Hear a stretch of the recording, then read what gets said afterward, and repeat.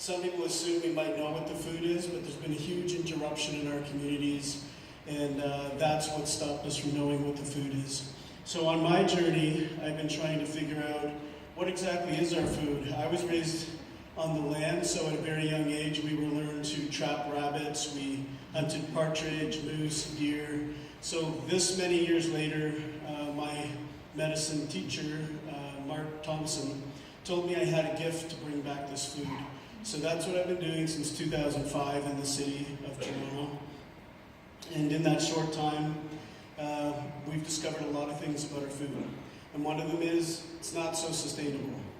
We really have to be looking at the lakes because a lot of the wild rice has been interrupted and decimated. Something called the pawpaw tree almost no longer exists in the city, and that is our indigenous fruit tree.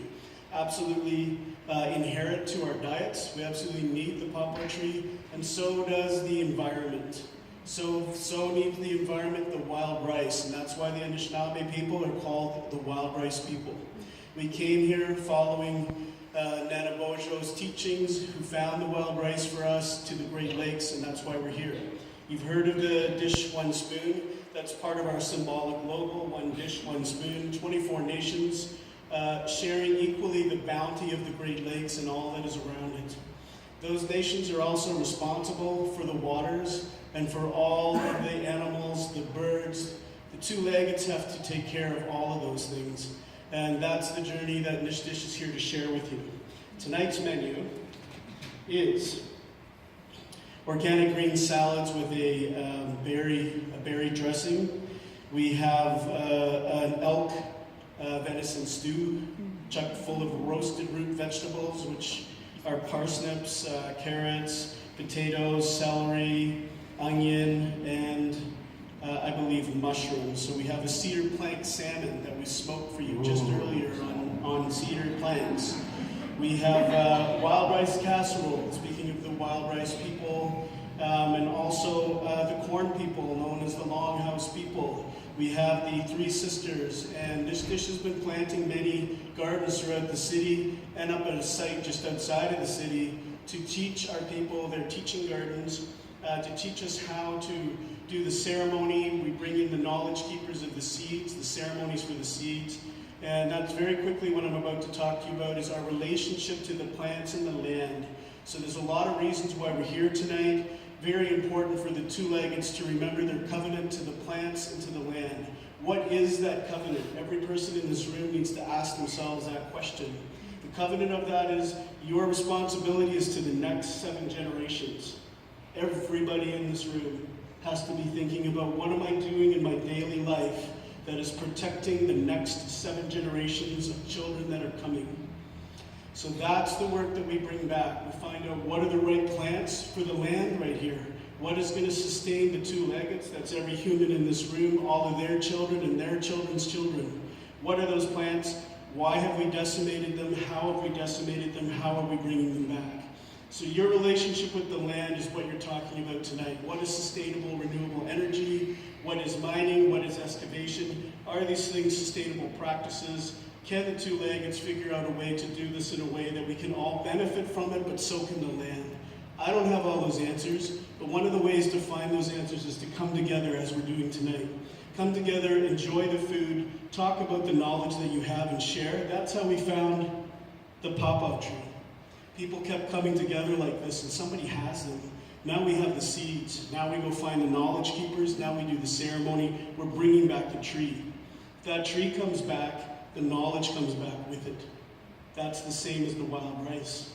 The wild rice provides food for all the fish in the lakes. It provides life for all of millions of insects. Insects we can't even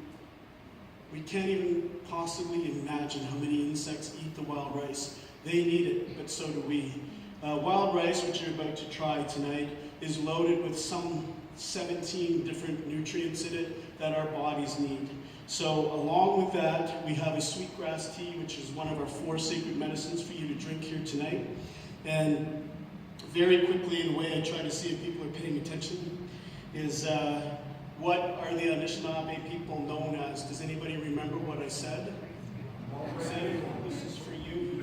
This is a niche dish hat for you. Thank you for calling that out. How about the Haudenosaunee people are known as the?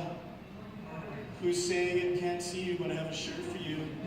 Okay, I'm touching the shirts for you. Got some really fantastic gifts in here that are going to help everybody remember our relationship to the land.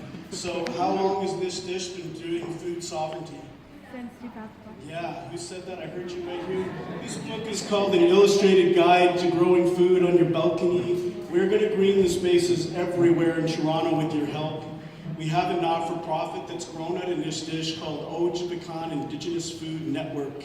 And the city has given us or awarded us a very handsome grant, and that's going to help provide all these teaching gardens that we're talking about and bring back those food lines of the Three Sisters, the sunchokes. Who knows what a sunchoke is? I see someone way back there. Do you know it's called the Jerusalem artichoke? And for my life, 13 years as a traditional chef, I had no idea it was our food.